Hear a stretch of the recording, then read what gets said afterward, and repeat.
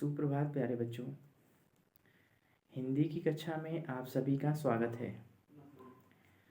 प्यारे बच्चों, अपनी पिछली कक्षा में हमने हिंदी के पाठ कांच की कहानी उसके प्रश्न अभ्यास को हमने लिखा था।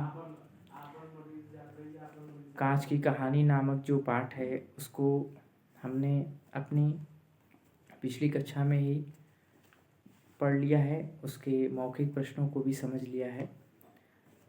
उस पाठ के अंत में जो मौखिक प्रश्न दिए हुए हैं उसकी चर्चा हमने की, उन्हें विस्तार से समझा।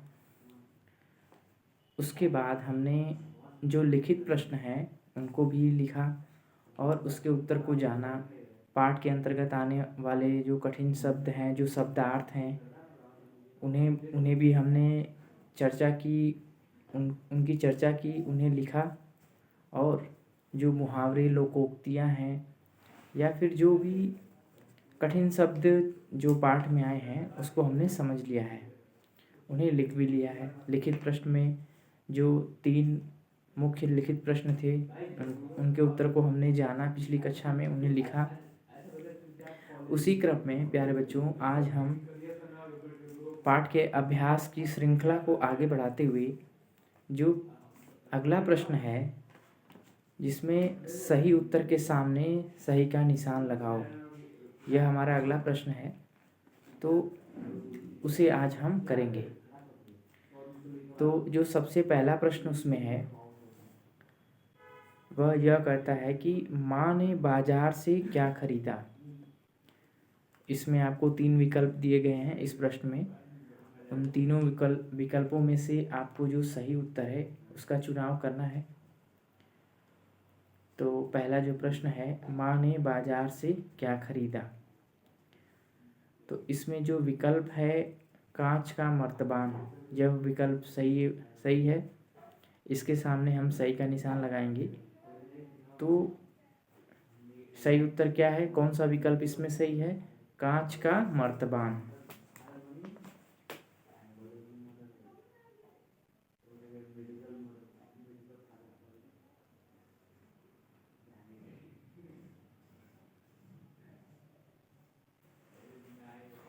कांच का मर्तबान।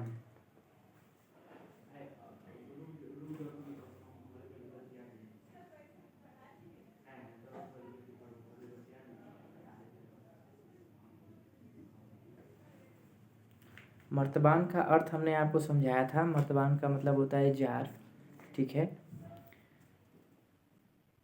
अगला जो प्रश्न है वह यह कहता है कि बुलेट प्रूफ शीशे पर किसका असर नहीं होता। बुलेट प्रूफ शीशे पर किसका असर नहीं होता। इसमें भी आपको 3 विकल्प दिए गए हैं। तीनों विकल्पों में से आपको सही उत्तर का चुनाव करना है, कौन सा उत्तर सही है। तो इसमें जो विकल्प है बंदूक की गोली, जैसा कि हमने पाठ को पढ़ने के दौरान भी चर्चा किए थे कि जो बुलेट प्रूफ होता है, बुलेट प्रूफ जो शीशा होता है उस पर गोली का असर नहीं होता। जो बंदूक की गोली होती है उसका उस पर असर नहीं होता है। वह उच्च अधिकारी जो हैं या फिर जो बड़े पद पर आसीन हैं उनकी सुरक्षा के दृष्टिकोण से उन्हें यह सुविधा प्रदान की जाती है। उनकी गाड़ियों में बुलेट प्रूफ शीशे लगे होते हैं ताकि उन्हें कोई खतरा ना हो। तो इसलिए जो बुलेट प्रूफ शीशा है उस पर गोली, जो बंदूक की गोली है, उसका कोई असर नहीं होता।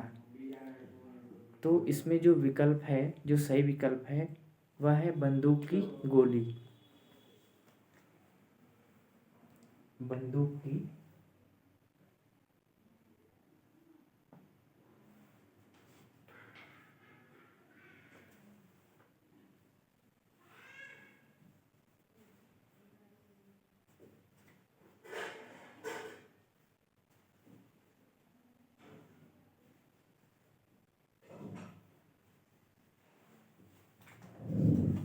बंदूक की गोली। अगला जो प्रश्न है वह यह कहता है चूल्हे में चमकने वाले दाने किसके थे। इसमें भी आपको 3 विकल्प दिए गए हैं। प्रश्न यह कहता है चूल्हे में चमकने वाले दाने किसके थे। तो पाठ को पढ़ने के दौरान हमने यह जाना था कि व्यापारियों ने जो जलता हुआ चूल्हा जो रात में छोड़ दिया था, तो सुबह में नाइट्रोजन, सोडा और बालू जब मिल जाता है तो उससे क्या बनता है, उससे कांच बनता है। तो इसमें जो सही उत्तर है वह है कांच के।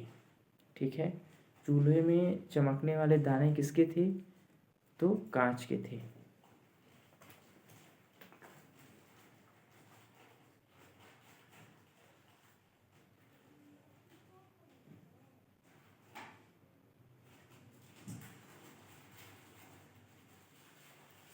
ठीक है प्यारे बच्चों, आपको बहुविकल्प में, जैसा कि आप जानते हैं इसमें 3 विकल्प दिए गए हैं, उसमें से सही उत्तर का चुनाव आपको करना है। तो इसमें जो सही उत्तर है वह है कांच के दाने। अगला जो प्रश्न है वह यह कहता है कि अंतर समझें। तो पहले तो इसको समझने की ज़रूरत है। पहला जो शब्द है वह है द्रव्य। द्रव्य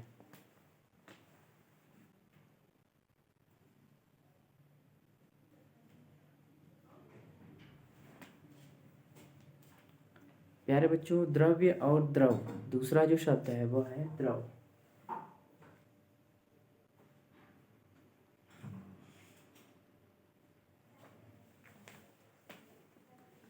तो द्रव्य किसे कहते हैं, किसी भी पदार्थ या वस्तु को हम द्रव्य कहते हैं। ठीक है, कोई भी पदार्थ या वस्तु जो होती है उसे हम द्रव्य कहते हैं। और द्रव क्या होता है, जो तरल पदार्थ जैसे पानी है, तेल है, कोई भी जो तरल पदार्थ है उसे हम द्रव कहते हैं।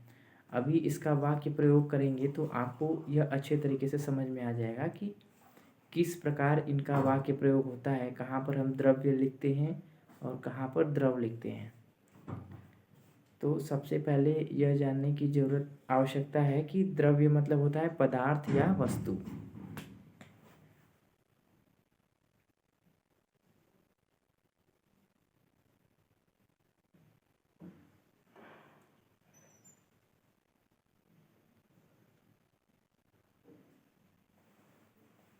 द्रव्य क्या क्या अर्थ होता है, पदार्थ या वस्तु।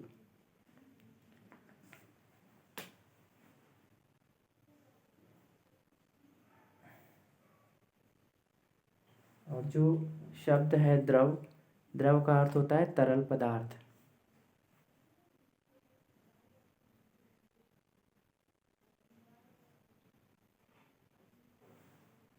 ठीक है, अभी आगे हम इसका वाक्य प्रयोग भी करेंगे तो हमको चीज़ें बेहतर तरीके से समझ में आएंगी। उदाहरण के तौर पर हम आपको अभी समझा देते हैं। जैसे हम कहते हैं कि पानी बर्फ़ का कैसा रूप है। पानी जो है, जैसा कि हम जानते हैं कि पानी जो है वो बर्फ़ का कैसा रूप है, तो वो उसका तरल रूप है। ठीक है, तो तरल किसे कहते हैं, तरल हम द्रव को कहते हैं। तो यदि हमको यह बताना हो, या अगर रिक्त स्थान दिया गया हो कि पानी बर्फ़ का, फिर उसके बाद रिक्त स्थान है, तो उस रिक्त स्थान में क्या भरेंगे, उस रिक्त स्थान में हम तरल रूप भरेंगे या फिर द्रव भरेंगे। ठीक है, और यही प्रश्न यदि इस प्रकार से हो कि सोडा और बालू मिलने से, सोडा और बालू मिलने से क्या बना, तो द्रव्य पदार्थ बना। ठीक है, क्या बना, द्रव्य। द्रव्य मतलब कोई भी पदार्थ या वस्तु। तो द्रव्य पदार्थ बना, उसे क्या कहते हैं, उसे कांच कहते हैं। तो यह उदाहरण है, उदाहरण के तौर पे आप समझिए। अभी हम इसे लिखवाएंगे भी तो आपको अच्छे तरीके से समझ में आएगा। तो बढ़ते हैं अगले शब्द की तरफ। अगला शब्द है आविष्कार।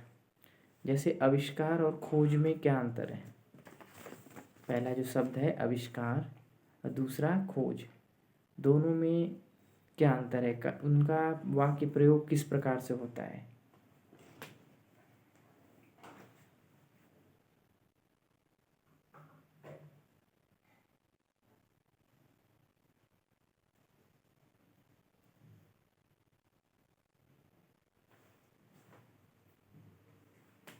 आविष्कार, आविष्कार का अर्थ होता है नई चीज़ या रहस्य प्रकट करना।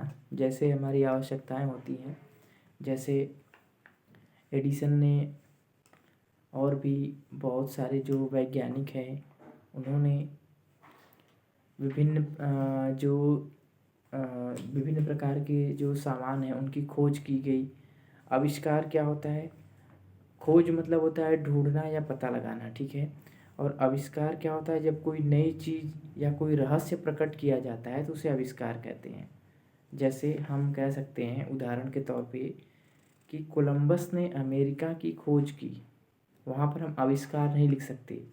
आविष्कार हम तब कहेंगे जब हम कोई चीज़ खुद बनाते हैं, खुद कोई चीज़ निर्मित की जाती है, ठीक है। जब कोई किसी खास वस्तु का जब कोई निर्माण होता है किसी भी मानव के द्वारा। खोज क्या होती है? खोज का तात्पर्य है ढूंढना या पता लगाना, ठीक है। वह चीज़ बनाई नहीं जाती, वह पहले से रहती है, उसका पता लगाया जाता है, उसे हम खोज कहते हैं।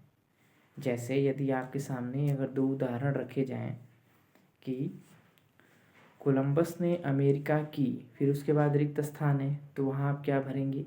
कोलंबस ने अमेरिका की खोज की। वहाँ पर आप यह नहीं लिख सकते कि कोलंबस ने अमेरिका की आविष्कार की, ऐसा नहीं लिख सकते। और यदि एक दूसरा वाक्य है, दूसरे वाक्य में अगर यह दिया गया है कि एडिसन ने बल्ब का, तो एडिसन ने बल्ब का के बाद यदि रिक्त स्थान है तो वहाँ पर आप लिखेंगे आविष्कार किया। एडिसन ने बल्ब का आविष्कार किया, वहाँ पर आप यह नहीं लिख सकते कि एडिसन ने बल्ब का खोज किया, ठीक है। तो दोनों वाक्यों को आप ध्यान से सुनिए प्यारे बच्चों। पहला है कोलंबस ने अमेरिका की, तो रिक्त स्थान जो है वहाँ पर क्या भरेंगे? तो कोलंबस ने अमेरिका की खोज की, वहाँ हम ये नहीं लिख सकते कि कोलंबस ने अमेरिका की आविष्कार किया। लेकिन यदि कोई दूसरा वाक्य है कोलंबस ने अमेरिका की खोज की, और जो दूसरा वाक्य है एडिसन ने बल्ब का आविष्कार किया, ठीक है।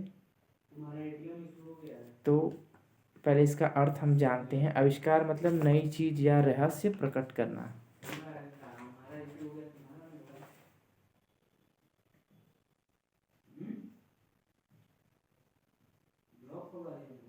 नई चीज या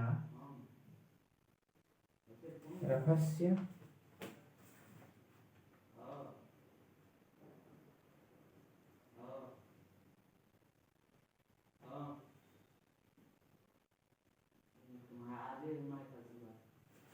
ठीक है, नई चीज या रहस्य प्रकट करना उसे हम आविष्कार कहते हैं। खोज मतलब क्या होता है? खोज से तात्पर्य है ढूंढना या पता लगाना।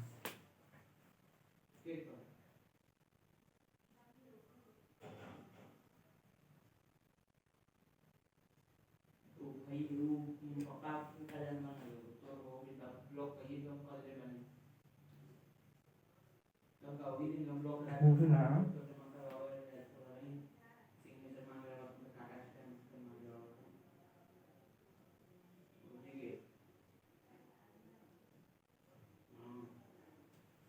ढूंढना या पता लगाना, ठीक है। तो इसको उदाहरण से हम कैसे समझ सकते हैं? जैसे यदि आपके सामने कोई वाक्य दिया गया है, कोई भी ऐसा वाक्य है जहाँ पर आपको यह निश्चित करना है कि आप वहाँ पर खोज लगाएंगे या फिर आविष्कार लगाएंगे, तो पहला वाक्य मैं बताता हूँ, उदाहरण प्रस्तुत करता हूँ। यदि पहला वाक्य है कोलंबस ने अमेरिका की, तो वहाँ पर आप क्या भरेंगे?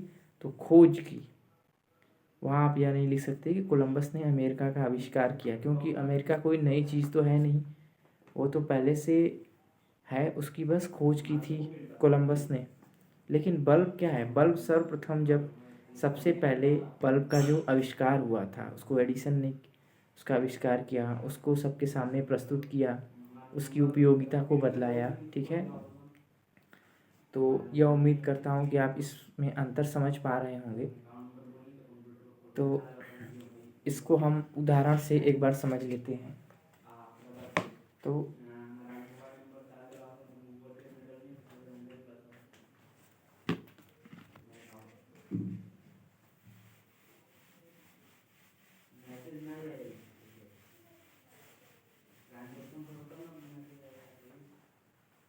पहला जो वाक्य है,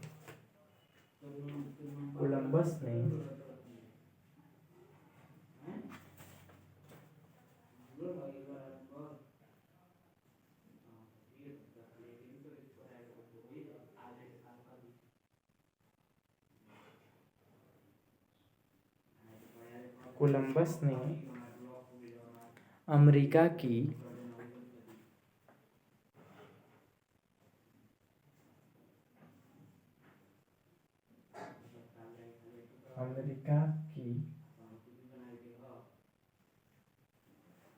आगे रिक्त स्थान है। कोलंबस ने अमेरिका की, आगे रिक्त स्थान है, तो रिक्त स्थान में हम क्या भरेंगे? खोज की।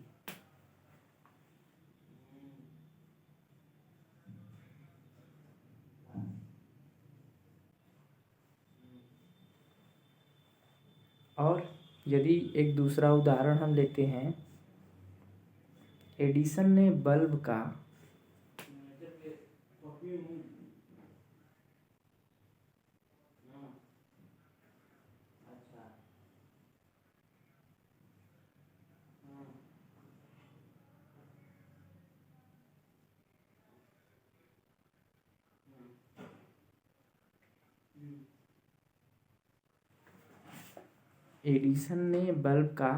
तो यहाँ पर हम खोज नहीं लिख सकते, ठीक है। यहाँ पर हम क्या लिखेंगे? एडिसन ने बल्ब का आविष्कार किया।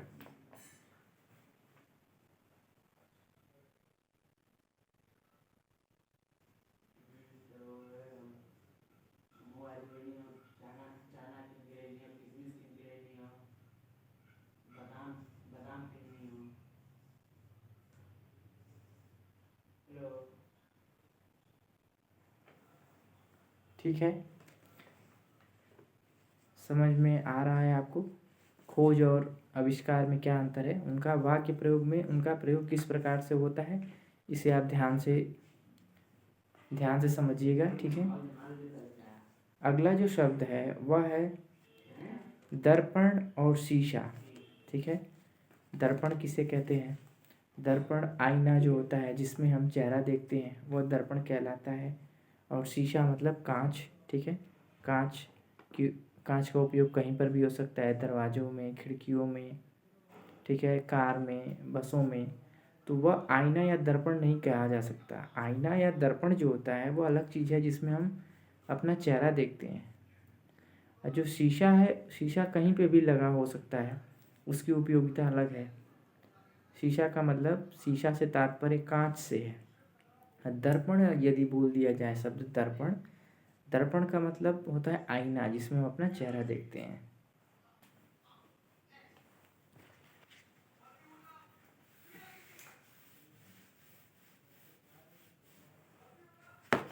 तो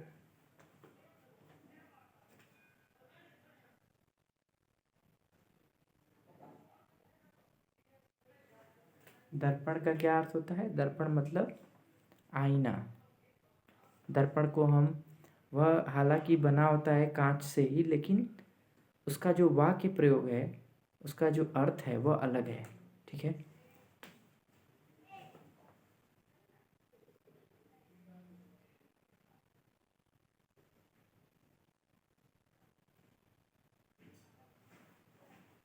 दर्पण का अर्थ होता है आईना।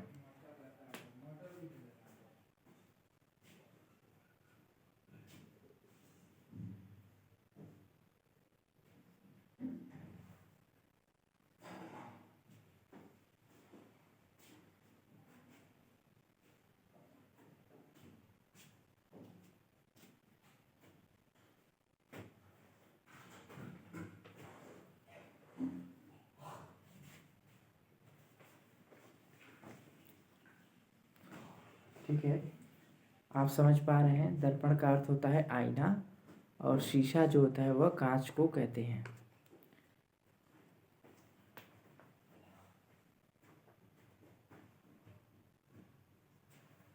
यदि एक वाक्य के उदाहरण से हम समझे तो हम यह कह सकते हैं, माँ कांच के मर्तबान में अचार रखती है। वहाँ पर हम कांच इस्तेमाल करेंगे, वहाँ पर हम दर्पण नहीं बोल सकते।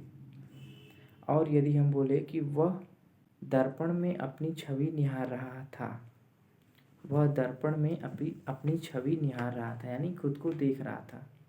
तो दोनों का जो वाक्य प्रयोग है वह अलग है, दोनों का अर्थ अलग है। हम यह नहीं कह सकते कि वह दर्पण में या आईना में, माँ दर्पण में या आईना में अचार रखती है, यह गलत वाक्य है। दर्पण का प्रयोग कहाँ होगा? जहाँ पर उस वाक्य का जो अर्थ है वो यह निकले कि कोई व्यक्ति अपना चेहरा देख रहा हो। तो हम यह नहीं कह सकते कि माँ दर्पण के मर्तबान में आचार रखती है। वहाँ हम क्या प्रयोग करेंगे? वहाँ कांच का प्रयोग करेंगे। अपनी अगली कक्षा में हम इसको पुनः विस्तार से समझेंगे और इसके उदाहरण भी लिखेंगे। आज जो भी वाक्य आपको समझाए गए, जो भी शब्द आपने जाना, उसे आप एक बार पुनः दोहरा लीजिएगा, समझ लीजिएगा। अपनी अगली कक्षा में हम पुनः विस्तृत रूप से और लिखित रूप से इसे समझेंगे। आज के लिए इतना ही। आप इसे दोहरा लीजिएगा, समझ लीजिएगा, कंठस्थ कर लीजिएगा। अगली कक्षा में पुनः हम विस्तार से समझेंगे। धन्यवाद।